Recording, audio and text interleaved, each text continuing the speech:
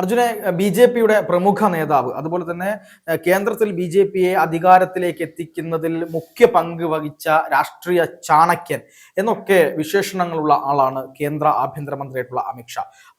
പ്രധാനമന്ത്രി നരേന്ദ്രമോദി അധികാരത്തിന്റെ തക്കോൽ സ്ഥാനത്തെത്തുകയും അദ്ദേഹം ഭരിച്ചുകൊണ്ടിരുന്നപ്പോൾ തൻ്റെ കൂടെ എല്ലാത്തിനും നിന്ന ഏറ്റവും അടുത്ത രാഷ്ട്രീയ ചാണക്യൻ എന്ന് വിശേഷിപ്പിച്ച അമിത്ഷായെ തൊട്ടടുത്ത പ്രധാനപ്പെട്ട സ്ഥാനം, അതായത് ആഭ്യന്തര വകുപ്പ് സ്ഥാനം നൽകിക്കൊണ്ടാണ് ബി ജെ പിയും അതുപോലെ തന്നെ നരേന്ദ്രമോദിയും അമിത്ഷായെ എന്ത് ചെയ്തിട്ടുള്ളത്, അക്കോമഡേറ്റ് ചെയ്തിട്ടുള്ളത്.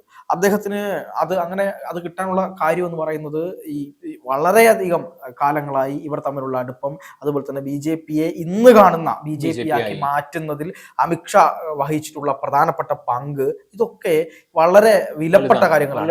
ഇപ്പോ 2258 ദിവസമാണ് ഇന്ത്യയുടെ ആഭ്യന്തരമന്ത്രി പദത്തിൽ ഒരാൾ ഇരിക്കുന്നത്. അത് അമിത്ഷായാണ്. അത് റെക്കോർഡാണ്.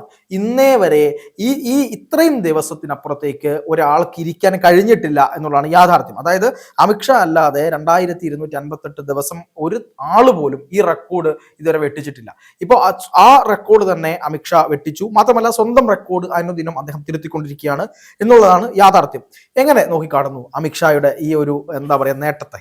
നമുക്കറിയാം, നമ്മുടെ രാജ്യത്ത് ഒട്ടേറെ സുപ്രധാനമായിട്ടുള്ള മാറ്റങ്ങൾ വഹിച്ചത് ഇദ്ദേഹത്തിന്റെ കാലഘട്ടത്തിലാണ്.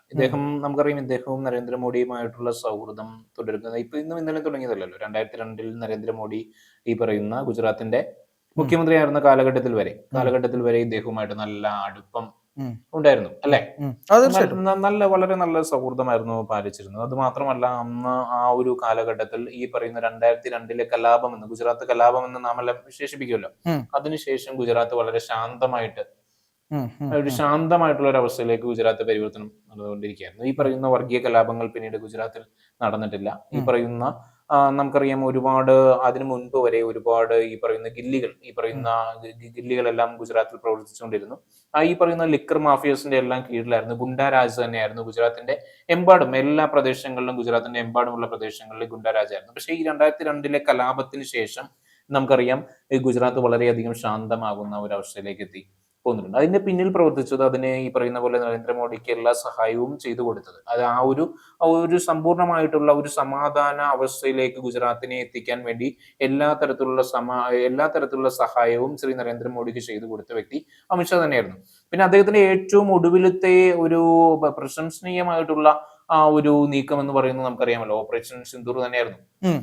ഓപ്പറേഷൻ സിന്ദൂറിലൂടെ നമുക്കറിയാം, നമ്മുടെ ഈ പറയുന്ന പാകിസ്ഥാന്റെ പല മേഖലകളിലും, പല തീവ്രവാദ കേന്ദ്രങ്ങളിലും തരിപ്പണമാക്കാൻ കഴിഞ്ഞു എന്നുള്ളതാണ് നമുക്ക് ഒരു യാഥാർത്ഥ്യം എന്ന് പറഞ്ഞാൽ. പണ്ട് നമുക്കറിയാം, നമ്മൾ ഈ പറയുന്ന മുംബൈ തീവ്രവാദ ആക്രമണത്തിന് ശേഷവും മറ്റു പല തീവ്രവാദ ആക്രമണത്തിന് ശേഷവും നമ്മൾ എന്തെങ്കിലും പ്രതികരണം നടത്തിയിട്ടുണ്ടോ? ഇന്ത്യയുടെ ഭാഗത്തു നിന്ന് എന്തെങ്കിലും പ്രതികരണം നടത്തിയിട്ടുണ്ടോ? ഇന്ത്യ എല്ലാം ഈ പറയുന്ന പോലെ പിന്മാറുന്ന ഒരു അവസ്ഥയായിരുന്നു നമ്മൾ കണ്ടിരുന്നത് ഈ പറയുന്ന UPA ഗവൺമെന്റിന്റെ കാലഘട്ടത്തിൽ, മൻമോഹൻ സിംഗിന്റെ കാലഘട്ടത്തിൽ. അത് മാത്രമല്ല, നമ്മുടെ ആഭ്യന്തരമന്ത്രിയായിരുന്ന അന്നത്തെ UPA ഗവൺമെന്റിന്റെ കാലത്തെ ആഭ്യന്തരമന്ത്രിയായിരുന്ന AK ആന്റണി തന്നെ തുറന്നു പറഞ്ഞിരുന്നു, ഈ പറയുന്ന നമ്മുടെ ബോർഡർ തന്നെ ബോർഡറിൽ തന്നെ നമ്മൾ ആളുകൾ വിന്യസിപ്പിക്കുന്നില്ല, ബോർഡർ വിത്തൗട്ട് എനി കൺട്രോൾ എന്നുള്ളതായിരുന്നു പോളിസി എന്നുള്ളത് പറഞ്ഞിരുന്നു. പിന്നെ അത് മാത്രമല്ല, റാഫേൽ വിമാനങ്ങൾ ഈ പറയുന്ന പോലെ മേടിക്കാൻ തന്നെ നമ്മുടെ ഈ പറയുന്ന ഗവൺമെന്റിന്റെ കയ്യിൽ പണമില്ല എന്നുള്ളത് ആയിരുന്നു തുറന്നു പറഞ്ഞുകൊണ്ടിരുന്നത്. ഇന്ന് പക്ഷെ നമ്മുടെ ഡിഫൻസ് എക്സ്പോർട്സ് വളരെയധികം വർദ്ധിച്ചിരിക്കുന്നു. അപ്പൊ ഇതിന്റെ എല്ലാം പിന്നിലെ ആ ഒരു ബ്രെയിൻ എന്ന് പറയുന്നതും ചാണക്യൻ എന്ന് പറയുന്നതും നരേന്ദ്രമോദിക്കൊപ്പം പ്രവർത്തിക്കുന്ന, നരേന്ദ്രമോദിക്ക് താങ്ങായും തണലായും പ്രവർത്തിക്കുന്ന അമിത്ഷാ തന്നെയാണ്. അത് മാത്രമല്ല, BJP പല സംസ്ഥാനങ്ങളിലേക്കും അധികാരത്തിലേക്ക് എത്തിക്കാനും ഇദ്ദേഹം വഹിച്ചിട്ടുള്ള പങ്ക് ചെറുതല്ല. ഈ പറയുന്ന ഹിന്ദി അല്ലെങ്കിൽ ഈ പറയുന്ന ഉത്തരേന്ത്യയിൽ മാത്രം ഒതുങ്ങി നിൽക്കുന്ന ഒരു പാർട്ടി എന്നുള്ള ലെവലിൽ നിന്ന് മാറിക്കൊണ്ട് BJP ഇന്ന് പല മേഖലകളിലേക്കും, ദക്ഷിണേന്ത്യയിലെ പല മേഖലകളിലേക്കും എത്തിയിട്ടുണ്ടെന്നുണ്ടെങ്കിൽ, ആ ഒരു വൻ തോതിലുള്ള കടന്നുകയറ്റം നടത്തിയിട്ടുണ്ട് എന്നുണ്ടെങ്കിൽ, അതിന്റെ പിന്നിലുള്ള ചാണക്യൻ എന്ന് പറയുന്നത്, യഥാർത്ഥ ചാണക്യൻ എന്ന് പറയുന്നത് അമിത്ഷാ തന്നെയാണ്. നമുക്കറിയാം, ഈ പറയുന്ന ഒറീസയിൽ BJP ഇപ്പോൾ അധികാരം പിടിച്ചിരിക്കുകയാണ്. സംസ്ഥാന ഭരണം പിടിച്ചിരിക്കുകയാണ്. അപ്പൊ അതിൽ സംസ്ഥാന ഭരണം പിടിക്കുക മാത്രമല്ല, ഒരു കാസ്റ്റ് ഇക്വേഷൻ വരെ BJPക്ക് അവിടെ ഡെവലപ്പ് ചെയ്ത് കൊണ്ടുപോകാൻ കഴിയുന്നു. ഒറീസയിൽ ഈ പറയുന്ന നമുക്കറിയാം, ഒരു ആദിവാസി വിഭാഗത്തിൽപ്പെട്ട ഒരു വ്യക്തിയാണ് അവിടുത്തെ മുഖ്യമന്ത്രിയായിരിക്കുന്നത്.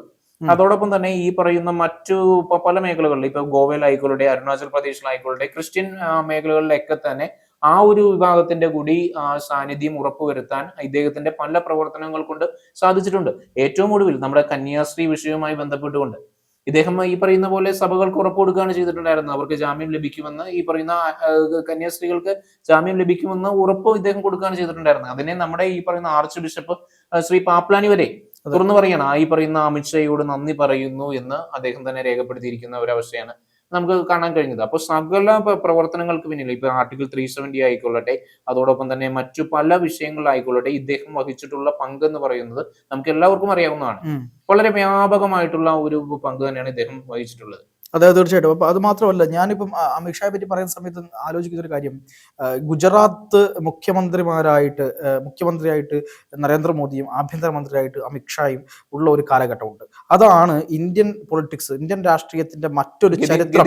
അതെ, ഗതി മാറ്റിയ ചരിത്രം. അത് ആ ഒരു കാര്യത്തിന് ഏറ്റവും കൂടുതൽ ചുക്കാൻ പിടിച്ചത് ഈ അമിത്ഷായാണ്.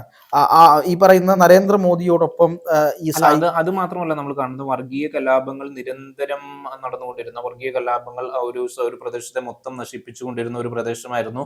ഇപ്പൊ ഈ ഗോത്ര ഉൾപ്പെടെയുള്ള പല പ്രദേശങ്ങളും, ഗുജറാത്തിന്റെ പല പ്രദേശങ്ങളിലും നിരന്തരം വർഗീയ കലാപങ്ങൾ നടന്നുകൊണ്ടിരുന്ന പ്രദേശമായിരുന്നു. ആ വർഗീയ കലാപങ്ങൾ നടന്നുകൊണ്ടിരുന്ന പ്രദേശത്ത് ഇന്ന് സമ്പൂർണ്ണമായിട്ട് സമാധാനമായിട്ടുള്ള ആ ഒരു അവസ്ഥയിലേക്ക് എത്തി നിൽക്കുന്നു. മറ്റേത് സംസ്ഥാനത്തിനാണ് നമുക്ക് ഇതുപോലെ സമാധാനപരമായിട്ടുള്ള ഒരു അവസ്ഥയിലേക്ക് എത്തി നിൽക്കുന്നു എന്ന് നമുക്ക് പറയാൻ കഴിയുന്നത്? ഇത് ആ ഒരു കലാപത്തിന് ശേഷം ആ ഒരു സ്റ്റേറ്റ് അണ്ടർഗോൺ ചെയ്തിട്ടുള്ള പരിവർത്തനം എന്ന് പറയുന്നത് സമാധാനത്തിന്റെ പാതയിലേക്ക് ആ ഒരു സ്റ്റേറ്റ് വന്നു എന്നുള്ളതാണ്. സമ്പൂർണ്ണമായിട്ട് സമാധാനത്തിന്റെ പാതയിലേക്ക്, വികസനത്തിന്റെ പാതയിലേക്കും വന്നു. അപ്പൊ ഇതിന്റെ രണ്ടിന്റെയും കഴിവ് എന്ന് പറയുന്നത് ഈ പറയുന്ന അമിത്ഷായ്ക്കും അതോടൊപ്പം തന്നെ ശ്രീ നരേന്ദ്രമോദിക്കും ഉള്ളത് തന്നെയാണ്. തീർച്ചയായിട്ടും. അപ്പൊ ഈ നരേന്ദ്രമോദിയോടൊപ്പം സൈക്കിളിൽ സഞ്ചരിക്കുന്ന അമിത്ഷായുടെ ചിത്രം പണ്ടത്തെ പത്രങ്ങളിലൊക്കെ അച്ചടിച്ചു വന്നിട്ടുണ്ട്. കാര്യം ഇവർ പലപ്പോഴും തിരഞ്ഞെടുപ്പ് പ്രവർത്തനങ്ങൾക്ക് പോകുന്ന സമയത്തൊക്കെ രണ്ടുപേരും രാത്രിയും ഈ വൈകുന്നേരങ്ങളിലൊക്കെ സൈക്കിളും ചവിട്ടി പോകുന്ന അമിത്ഷായെയും പുറകിലിരിക്കുന്ന നരേന്ദ്രമോദിയുടെ ചിത്രങ്ങളുണ്ടായിരുന്നു. അപ്പൊ ആ തരത്തിൽ അവർ ആത്മസുഹൃത്തുക്കളായിരുന്നു ഈ പറയുന്ന നരേന്ദ്രമോദിയും അമിത്ഷായും. അവിടെ നിന്ന് തുടങ്ങി അദ്ദേഹത്തെ ഗുജറാത്തിന്റെ മുഖ്യമന്ത്രിയാക്കി ആഭ്യന്തരമന്ത്രിയായി അമിത്ഷാ വരുന്നു. ശേഷം ഇന്ത്യയുടെ ഒരു രാഷ്ട്രീയ മാറ്റത്തിന്റെ സൂചന, അല്ലെങ്കിൽ അങ്ങനെ ഒരു വലിയ രാഷ്ട്രീയ മാറ്റം വരുന്നു എന്ന് സൂചിപ്പിക്കുന്ന വിധത്തിലുള്ള പ്രസ്താവനകൾ അമിത്ഷായുടെ ഭാഗത്തു നിന്നുണ്ടായി. അവിടെ നിന്ന് അമിത്ഷാ നീക്കിയ കരുക്കൾ എന്ന് പറയുന്നത് വളരെ ശക്തമായ കരുക്കളായിരുന്നു. അത് നമ്മുടെ രാജ്യത്തെ വികസനത്തിലേക്കും വികസന കുതിപ്പിലേക്കും ഒരു മാറി ചിന്തിക്കുന്ന രീതിയിലേക്ക് ലോകത്തെ ശക്തരായ നേതാക്കന്മാരിൽ ഒരാളായി നരേന്ദ്രമോദിയെ മാറ്റുന്നതിൽ അമിത്ഷാ വഹിച്ചിട്ടുള്ള പങ്ക് എന്ന് പറയുന്നത് അത് ചില്ലറ പങ്കല്ല.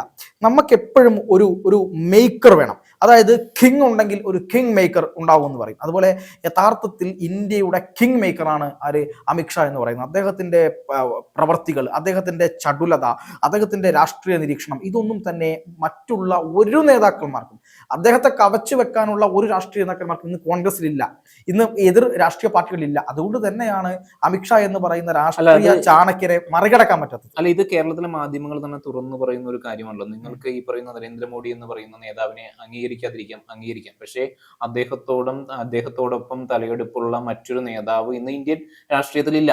അതേപോലെ തന്നെ ഇന്ത്യൻ രാഷ്ട്രീയത്തിലെ ഏറ്റവും ഈ പറയുന്ന പോലെ പ്രഗത്ഭനായിട്ടുള്ള ചാണക്യനായിട്ടുള്ള അമിത്ഷായ്ക്ക് പകരം വെക്കാൻ കഴിയുന്ന ഒരു നേതാവ് ഇന്ന് ഇന്ത്യൻ രാഷ്ട്രീയത്തിലില്ല. അപ്പൊ ഈ നമ്മുടെ കേരളത്തിലെ മാധ്യമങ്ങൾ തന്നെ തുറന്നു സമ്മതിക്കുന്ന ഒരു പ്രസ്താവനകളാണ് ഇതെല്ലാം. അത് മാത്രമല്ല അർജുന, ഒരു കാര്യം ചിന്തിച്ചു നോക്കൂ, രണ്ടു പേർ തമ്മിൽ ഉള്ള സൗഹൃദത്തിന് എന്തെങ്കിലും തരത്തിലൊരു കോട്ടം തട്ടിയാൽ എത്രമാത്രം ഭയാനകമായ കാര്യങ്ങൾ സംഭവിക്കും. പക്ഷെ അവർ തമ്മിലുള്ള സൗഹൃദത്തിനോ ആത്മബന്ധത്തിനോ ഒരു കോട്ടവും തട്ടിയിട്ടില്ല. ആ നരേന്ദ്രമോദിയെ അങ്ങേയറ്റം പിന്തുണച്ചുകൊണ്ടും താങ്ങിക്കൊണ്ടുമാണ് ആര് നടക്കുന്നത്, ഈ പറയുന്ന അമിത്ഷാ പോകുന്നത്.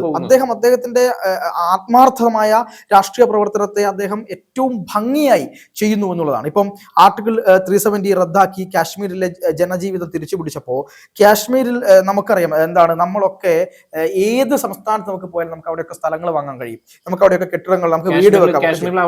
കാശ്മീരിൽ പറ്റില്ലായിരുന്നു. കാശ്മീരിൽ ഇന്ന് നമുക്കറിയാം ഒരു സെന്റ് പാട്രിക് എന്ന് പറയുന്ന ഒരു ക്രിസ്ത്യൻ ദേവാലയമുണ്ട്. ആ ദേവാലയം തുറന്ന് പ്രവർത്തിച്ചത് ഈ ഒരു 1.5 വർഷമേ ആയിട്ടുള്ളൂ. അതെല്ലാം ഈ പറയുന്ന ആർട്ടിക്കിൾ 370 മൂലമാണ്. അതെ, ഒരു ക്രിസ്ത്യൻ ദേവാലയത്തിന് കാശ്മീരിൽ പ്രവർത്തിക്കാൻ പറ്റാത്ത അവസ്ഥ ഉണ്ടായിരുന്നു എന്ന് പറയുമ്പോൾ നമ്മൾ വിശ്വസിക്കുമോ?